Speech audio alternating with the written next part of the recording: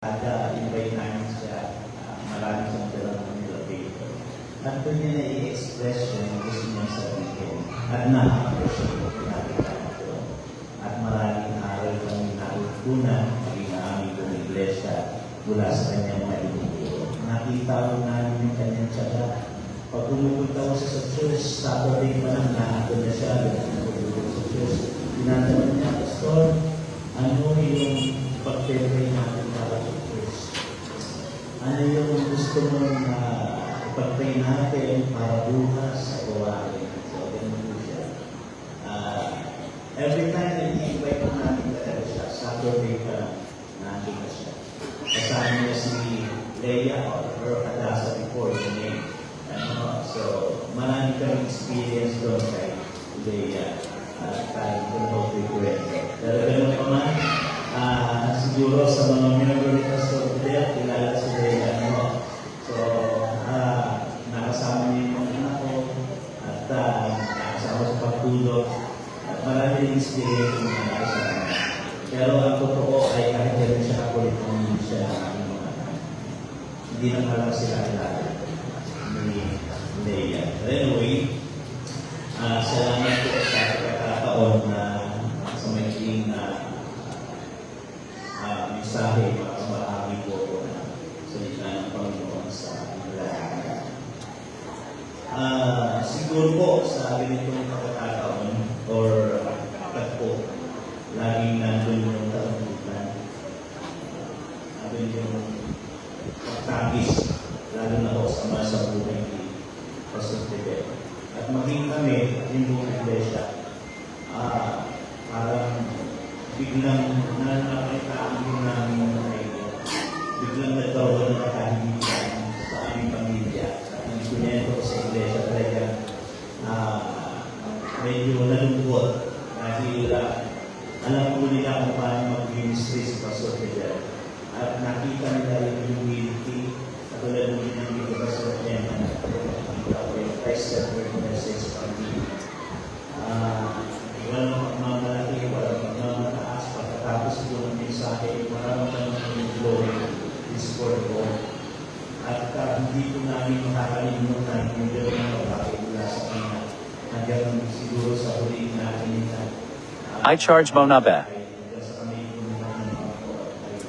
Yung mensahe, aral, at yung mga katagang galing sa kanya ay hindi ko namin at naging bahagi na po yung kanyang mensahe para sa mga pang-araw-araw ng buhay ngayon. At kung tatanungin po ninyo yung mga nananampalataya sa aming iglesia, ay katulad ng sinasabi ko, ay halos ganun dito ang sasabihin. Dahil dito ay naranasan din po namin yung malungkot kami at kasama po kami sa nagdadalang natin. Pero natural po ito sa atin. Kahit sino man sa atin na mahal sa buhay na namatay, ay alam natin na nasa atin ang buhay. Nagdadalang natin. Ngunit alam din natin, sinabi ng Panginoon na magdadalang natin sa nagdadalang. Dahil alam natin ang emosyon at nararamdaman ng mga namatayan at katulad po ngayon. Anyway, ang natural na talagang maramdaman natin at yung pagtamis ay pwedeng gawin natin at hindi tayo pinipigilan na gawin ito. Dahil yung mawala at kunin ng Panginoon ang ating mahal sa buhay na nakasama natin kung napakatagal at maraming taon at darating yung hindi na natin sila makikita ng physical ay isang nangyayitan para sa atin pero itinagda sa atin ang nangyari yun. Nang si Popo ay nagkaroon ng suliranin. Alam natin yung kwento sa buong mundo. Nang siya po ay sinubo at inalaw ng Panginoon ay sinubo siya. Inalis yung kanyang mga yung kanyang mga anak ay pinatay. Nandiyan sa patisya, nagkaroon ng mga sulat at napakahirap ng kanyang naranasan. Dumating yung punto na yung kanyang mga kaibigan ay pinayuhan siya pero nagkatuloy tayo sa kanya ay paghatol pa rin at panawagan na magsisi siya dahil sa nangyari sa kanyang yaon ang iniisip ng kanyang mga kaibigan siya ay kasalanan na maaaring pinatawag na bakit nangyari ito. Kadalasan sa atin, ganun po yung pananaw, lalo na po yung mga Pilipino, at ang isang tao, nakita nila, nagkaroon ng karamdaman, o kaya ay nagkaroon ng karanasan na hindi maganda sa paningin natin, iniisip natin, kaya nagkagaling ng tao niya dahil makasalanan niya. Maraming ginawang kalokohan niya, maraming ganon na iniisip natin. Pero sa katauhan ni Ho, hindi po yung kailan. Maging lalo na po kay Pastor Fidel sa nangyari sa kanya ay kung bakit sa inyo na actually kami dalawa ng business ko katulad ng sinabi ni Pastor Beno kanina tinatanong din namin hindi naman yung talagang tatanong tayo pero minsan iniisip namin ito kung sino pa yung faithful servant of God na napakasipag na makikita po talaga yung pagtsatsaga na paglingkuran ng kanyang obligasyon na pinaglingkuran at matuluan ito hanggang sa lumabos na palataya makikita mo yung bunga na katsagaan ng pasoneto at ang bunga na palataya namin ng metro kanya hinahalala ay siya pa yung mas parang maaga ng buhay. Sabi namin ay bakit kung sa presito ko yung nakikita natin na seryosong ginagawa ang yung katatakan niya na yung sa iglesia ay nauna. Marami naman dyan. Pero ang sabi nga po ni Hope ay ito sa Hope chapter 12 verse 9 to 10. Sinong hindi nakakaalam sa lahat ng mga ito na ang kamay ng Panginoon ang gumagawa nito. Nasa kamay niya ang buhay ng bawat bagay na may buhay at ang hilinga ng lahat ng mga tao. Nasa kamay niya ang buhay ng bawat bagay na may buhay at ang hilinga ng lahat ng tao. Ito po yung mensahe na gusto namin ipakita. Ito yung realidad. Ang Diyos bilang soberanang Diyos, ang Diyos na nagkakaroon sa kanyang nagsusustento ng buhay natin sa kahilitingan ang nagwawakas sa buhay ng tao, sino ang isa. Kaya maging mananampalataya man o hindi ay alam nyo na kaya yung kawalan natin ng takas at kakayanan na umiwas sa kamatayan. At ito'y mangyayari sa atin anumang katatayuan meron tayo. Sa panahon na maaaring iniisip natin na malakas tayo, wala tayong karamdaman, kumisan na malaki tayo na maaaring mas tatagal yung buhay natin kasi doon sa nakikita natin na meron karamdaman. Pero hindi natin alam ang buhay bukas. Nasa kamay ng Panginoon. Actually, dahil magkaibigan din kami ni Pastor Rolly, tutuhan din kami ng misis namin, ang parati na pinag-pray si Pastor Rolly kasi nasubaybayan namin siya na ilang beses siya nitong 2025 bumalik sa hospital. Ano Pastor Rolly? Siguro buwan-buwan sa service. Siguro buwan-buwan. No, may pagkakataon ko na sinutunan ko siya sa hospital. Lumabas na siya. Nakakita sa sasakyan. Tapos maya-maya, aalis na kami para ihatid siya sa bahay nila. Biglang sa niya, nanginginig yung kamay ko. Tapos hindi siya, tumaas yung bibig. Ayun, ibinalik ko sa taas. Hindi siya kasama. Sa totoo lang po talagang we are praying for him and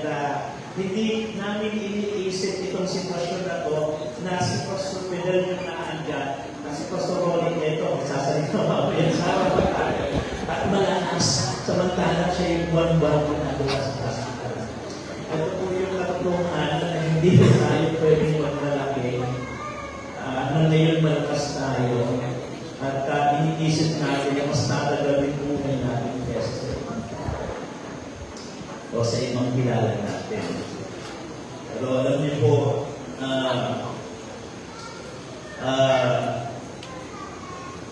ang tanong dito, bago ba tayo puli ng Panginoon at bago tayo mamatay, ano ba yung dapat natin pagmituon bilang mga dirikha ng Diyos na makasalanan? Para po sa mga mananampalataya, alam natin na ang kamatayan ay ang pagwawakas ng pag-ibig. Subalit sa hindi sumasampalataya, ang kamatayan ay simula pa lamang po ng hindi kahirapan. Kaya ang panawagan po namin sa iyo, sa sinuman, na walang katiyakan, sa kaligtasan, sa buhay na walang hanggan, na nais ng Panginoon kung manawagan na sa Panginoon. Dahil kaugnay ang kamatayan sa kasalanan. Ang bunga ng kasalanan ay kamatayan. At ang kaya sa aming kalagnahan na pwedeng makatulong ito at may katiyakan magpatakaw sa inyong buhay na walang hanggan hindi ang Panginoon Jesus. Diyos na nagkatawang tao, mamatay sa krus ng Kalbaryo, nabuhay na muli upang magkaroon ng pag-asa na mabuhay na muli pagkatapos ng kamatayan ang mga nananampalataya sa Kanya. Yun po yung aming natawagan sa bawat isa sa atin. Magandang gabi po at muli ay ilalang natin po kami sa pamilya ni Pastor Miguel nasa kanyang lokasyon. Magandang gabi po.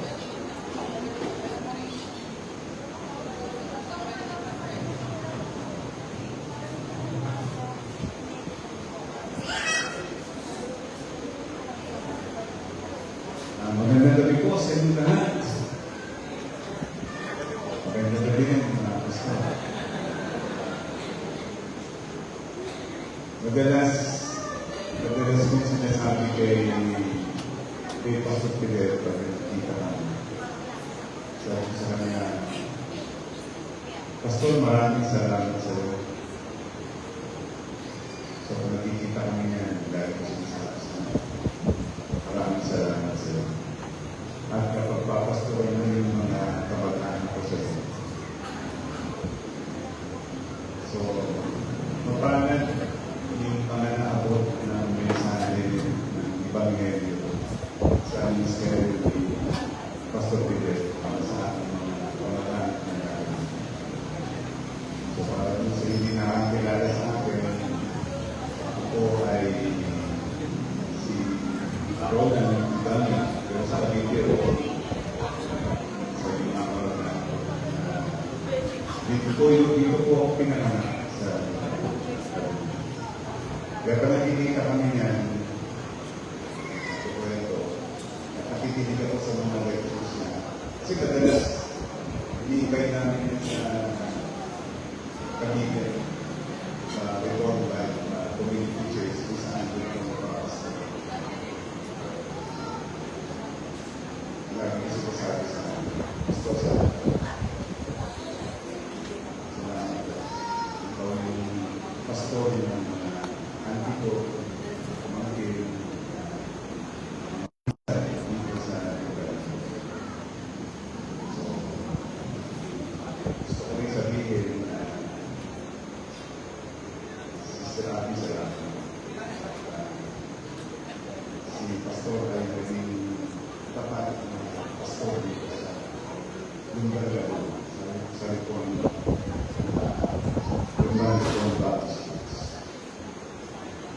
Gusto kong ibahagi ang isa sa mensaheng nakatapak din sa ministeryo ni Pastor Fidel, yung mensahe ng Ebanghelyo. Ganun naman kami mga pastor handa kaming mamatay at magbigay ng buhay para sa Ebanghelyo ni Cristo. Kung paano sinabi ni Apostol Pablo sa kanyang sulat sa mga taga-Roma, ganito ang sabi ni Paul, sabi niya sa wikang Ingles sa English Standard Version, "For I am not ashamed of the gospel, for it is the power of God for salvation to everyone who believes, to the Jew first and also to the Greek." Ito ay sulat ni Apostol Pablo sa mga taga-Roma. Isang imperyo ng panahon na yun, na makapangyarihang imperyo. Sa panahon natin, when we talk about political power, we think of China and US, military power. So parang sa panahon natin ngayon, yun yung US o China. So ginamit ni Paul yung salitang, "I am not ashamed of the gospel, for it is the power of God." Para sinasabi dito na kung makapangyarihan ang imperyo ng Roma, may higit na kapangyarihan dapat marinig. And that is the power of the gospel. Kapangyarihan ng Ebanghelyo. Kaya sabi ni Paul, "I am not ashamed of the gospel." Hindi niya kinahihiya ang Ebanghelyo ng Panginoong Kristo. Ano ba yung sabihin ng Ebanghelyo? Simply means good news, di ba? So, merong good news, merong mabuting balita na dapat marinig. Merong ipinapangaral si Apostol Pablo na Ebanghelyo. At yun yung dala-dala ni Pastor Fidel na Ebanghelyo. So, kung sinabi natin Ebanghelyo, ibig sabihin, simply means good news o mabuting balita. So, merong mabuting balita. At gusto ko rin sabihin na kung merong mabuting balita, meron din bad news. Meron din masamang balita. At ang masamang balita, ang tao ay naglasala at nasa ilalim ng sumpa at galit ng Diyos. Sapagkat ang taong makasalanan ay hindi nakalulungkod sa Diyos. Mapapahamak ang tao. Kaya nga, makinig kayong mabuti, kayong wala pa sa mabuting balita ni Kristo, mapapahamak ang inyong buhay. That is bad news. Si Pastor Fidel, nauna na sa akin. Siya yung nag-pray sa akin. Si Pastor Fidel, hindi yan napapagod. At kapag siya ay nangangaral ng Ebanghelyo, alam nyo, yung Ebanghelyo ng Panginoong Jesucristo, yun ang dapat sampalatayan ng sino man makasalanan.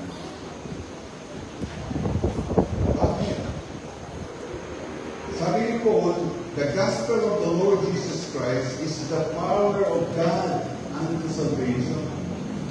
Ang Ebanghelyo ay ang Ebanghelyo na nagpapalaya sa taong makasalanan. Ang Ebanghelyo ay Ebanghelyo sumasako upang ang tao ay mapalaya sa kanyang kasamaan at kasalanan. At ang sabi dito, ipinahayag ang Ebanghelyo una sa mga Hudyo at pagkatapos sa mga Grego. At sa panahon natin yan, kung ang Ebanghelyo kapangyarihan nga ng Diyos, hindi mapipigilan ito. May pangaral. At patuloy itong ipapangaral at marami pang mga pastor at mga mangangaral katulad ni Pastor Fidel. Nalulog tayo ngayon, pero pagkatapos niya, maraming pamalit na mangangaral. Nalulungkot tayo, hindi na natin sa kasama. Pero pag-limas ng tayo, makikita natin ang ginawa ng daragal, matawag, ang mga kabataan, magpapastor, mga ngaral, ang ebanghelyo sa darating ng mga kabataan. Si Pastor Fidel, bata pa lang, mga ngaral na. Diba? Nagtapos siya ng kursong electrical engineer. Iniwan niya yung kanyang career bilang electrical engineer. Hindi niya kinainiya yun. Si Pablo, ganun din. Bilang pariseo,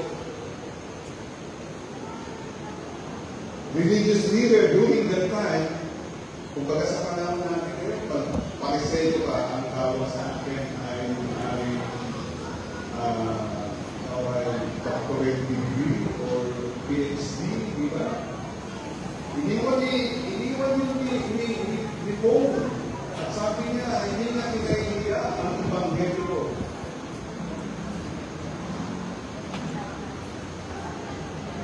Bakit hindi niya kinaiya? Sabi ni Paul, it is the power of God for salvation to everyone. Walang ibang mabuting balita na ibabalita kundi ang ebanghelyo ni Kristo para magpalaya ng sino man makasalanan.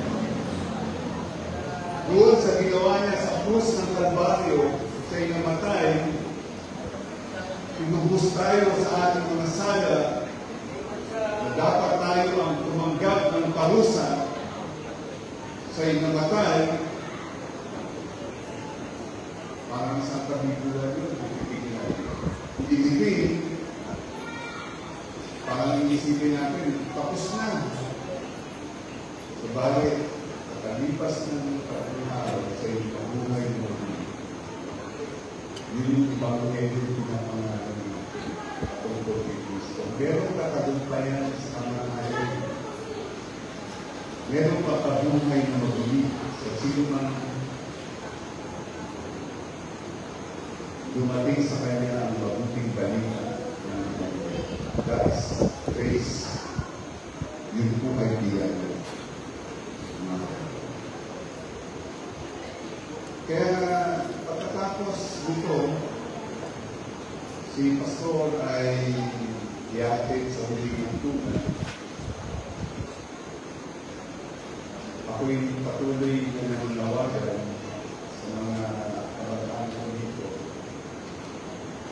Magpapatuloy kayo sa pakikinig ng salita ng Diyos at ipinangaral at pinapakalat.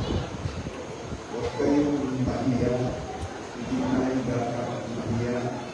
Isang punto, kung kasi natin yung bilang natin dito, kung sa nakaraang lupit ng pesta, nakamamangha ng dami ng tao. Parang sinasabi natin na parang mas makapagyaringan sila. At parang mas ma-influence sila. Mga kapatid, nung panahon ni Paul, nang siya ay nasa pangangaral ng Ebanghelyo, o doon nandun siya sa imperyo ng Roma, makapangyarihang gobyerno ng panahon na yun. Taas at lakas niyang sinasabi na kung ang imperyo ng Roma ay imperyo na nanakot para mamuksa ng mga bayan, mga tao ng panahon na yun, ang kapangyarihan naman ng Ebanghelyo ay kapangyarihan ng Leviticus. Kaya nga, kung namamangha tayo at natatakot tayo sa mga hamon ng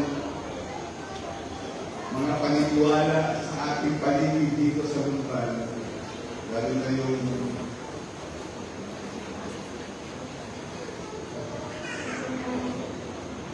pag naiisip ko kasi kapatid, mga kaibigan, mga pinsan, mga tuloy.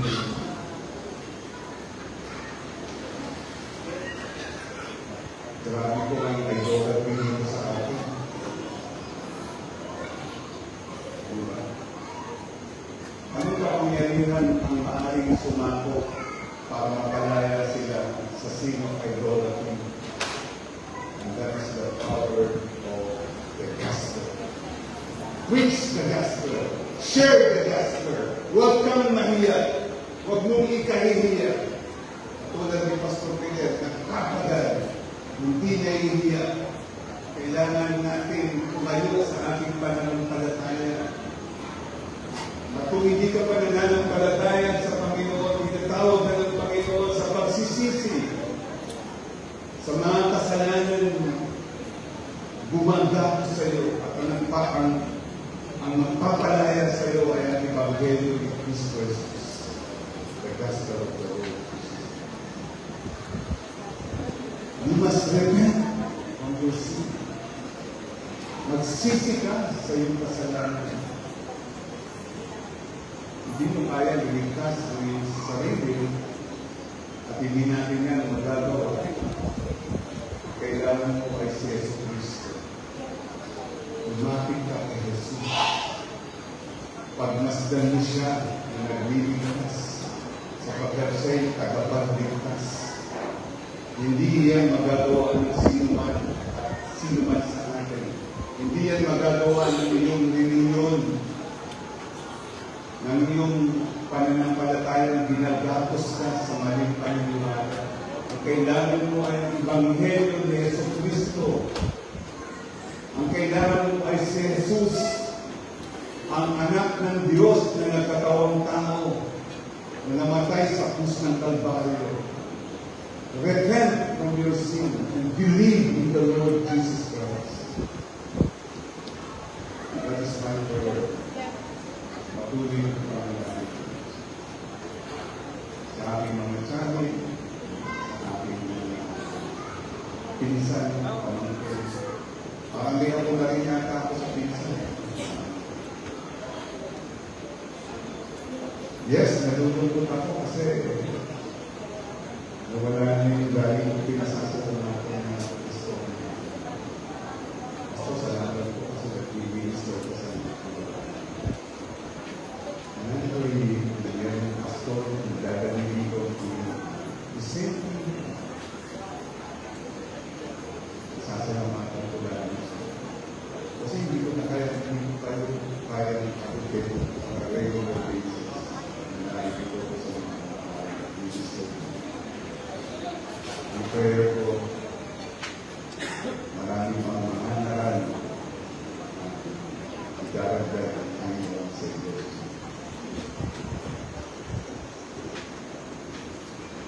So, salamat sa Church ng Lumban Reformed Baptist Church. Maraming salamat sa inyo. Kasi alam ko, nilalayan si Pastor. Ang Pastor niyo. Alam ko, minahal mo yung Pastor niyo. At dalang hari ako.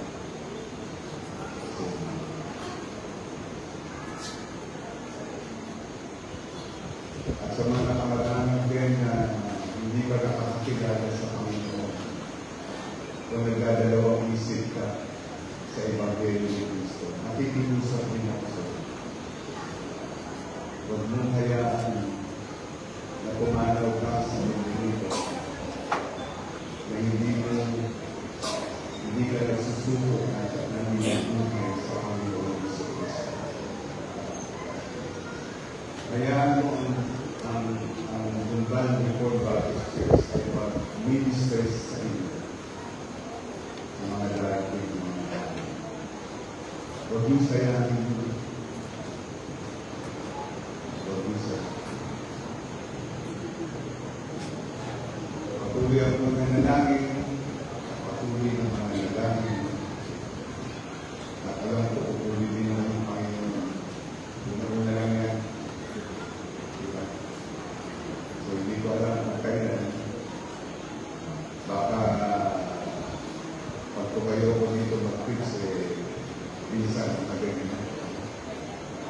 Pastor. Hindi lang maputi ang buko, hindi para ito maring ang bulo ito. Pagkakataon po namin mga pastor, lalo na po kagaling ko, na makita ko ang mga babae na po dito na dinadala ng Panginoon sa kanyang mga gawin. Bakit po nasabing kagalakan po? Kasi isang kaluluwa lang ang nagbalik loob sa Panginoon, nagsisisi at nananampalataya sa Panginoon sa Kristo. There is joy in heaven. Kasi sino pa kaya kung mas marami pang patawarin ng Panginoon sa kanya? Mga kapatid, mga kaibigan, mga kamag-anak, huwag dito magkakahiyan ang Ebanghelyo ng Kristo. Yun ang nakita ko kay Pastor. Hindi niya pinagkailan. Maraming salamat. God bless.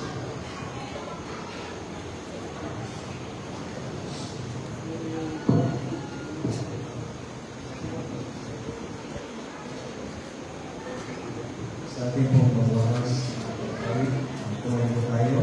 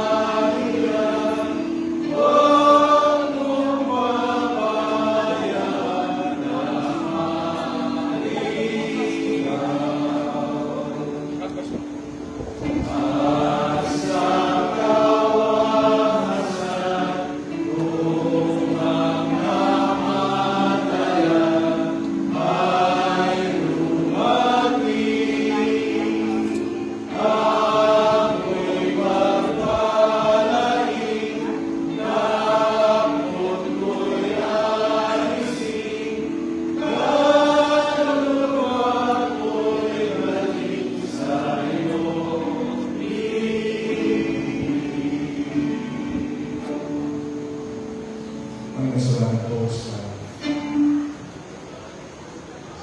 sa tapos ng gawain. Salamat po sa pangalan ng Ebanghelyo. Ipapari ng Diyos sa ikaligtas ng mga sinutunin ng magsisisi. Ito po ang mga pinag ng mga pastor ang kailangan po sumikat ng mga buto kami naman sa iban, hindi sa pangalan niya sa iba, sa pangalan sa mga tutuloy Panginoon ng mga Iglesia. Salamat po Panginoon sa pagkat. Ituloy ang tuwings ng kagagahan ng Ebanghelyo na kayang pinamumay. Salamat po Panginoon dahil po namin gawa po gawin niyo po araw nito. Yung sa kagagahan ng Panginoon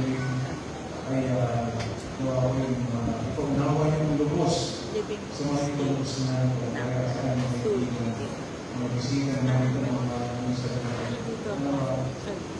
kailangan nila Panginoon